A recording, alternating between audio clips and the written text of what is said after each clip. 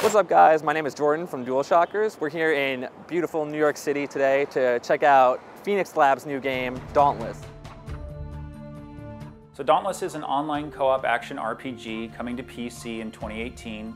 We'll be going into open beta in 2018. It's going to be free to play, and it's a great way to get online with your friends, hunt down these gigantic monsters called behemoths, and build a legend.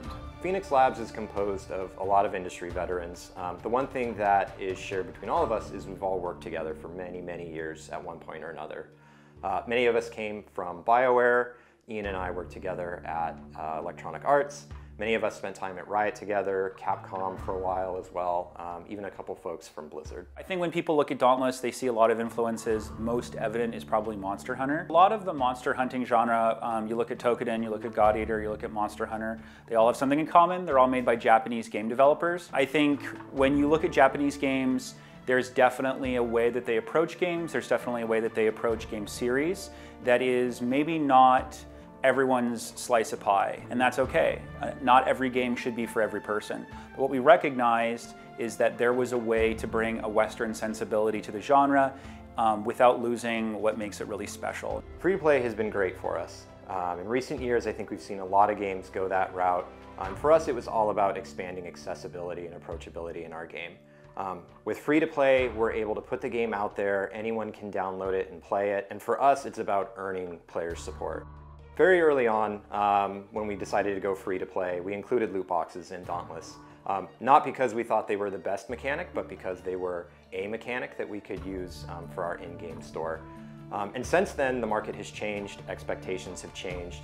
And through listening to our community and asking them a lot of questions around not just loot boxes, but in-game monetization overall, we learned that it maybe wasn't the best choice for our community. So as a result of that, we decided to take them out of the game. And I think since we've done that, we've seen some other games kind of follow suit, and it's been a great validation point for us to know that we made the right decision for our community. So if you're coming into Dauntless and you don't want to put any money in, you don't want to buy Founders Pack, or you don't want to buy something in game, you're going to have an experience that's pretty hard to differentiate actually from the paid experience. We're going for cosmetics. We're firmly against pay to win. We're firmly against pay to power. If you're playing Dauntless, you're going to get access to the same weapons, the same behemoths, the same content, the same story, and most importantly, the same challenges as someone else. So it's going to be a very similar experience. As a developer, it's extremely rewarding when people choose to buy things in Dauntless because that means they love all the work we put in. Sharpen Your Skills is the first major update to Dauntless to date. It's bringing a new weapon, which is the War Pike. It's bringing a new damage system, which makes blunt damage, piercing damage, and slashing damage more important.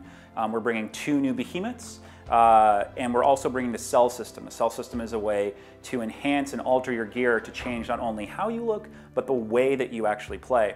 Skarn is a kind of a walking, rumbling avalanche who's plated in these gigantic boulders that he can control magnetically almost.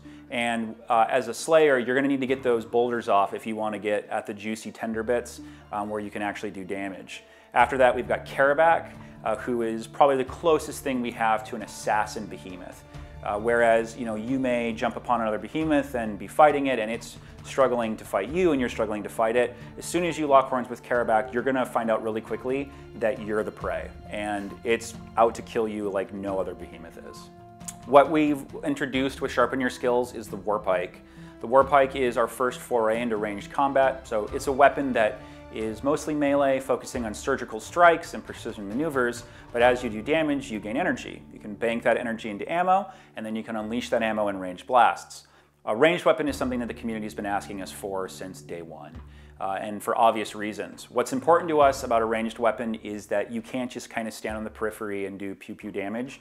We want every weapon to be a visceral experience. We want every Slayer to have to put it all on the line in order to come out ahead. We are working on a ranged weapon. We don't know what it is yet. We've heard requests for bows, we've heard requests for rifles, we've heard requests for all kinds of exotic and traditional weapons. Ultimately, it's about finding a weapon that feels like it's a part of the Shattered Islands and feels great in your hands. So we're looking forward to experimenting with that and giving Slayers hands-on with it as soon as we can. But we do want to say thank you to everyone at DualShockers and everyone that reads DualShockers. You guys have supported us. We see a ton of traffic coming over from there. We'd love to play with all of you. I think we're going to hook these guys up with some beta codes to give away. So we will look forward to seeing you in the Shattered Islands. By the way, we're going to give you some beta codes to give away.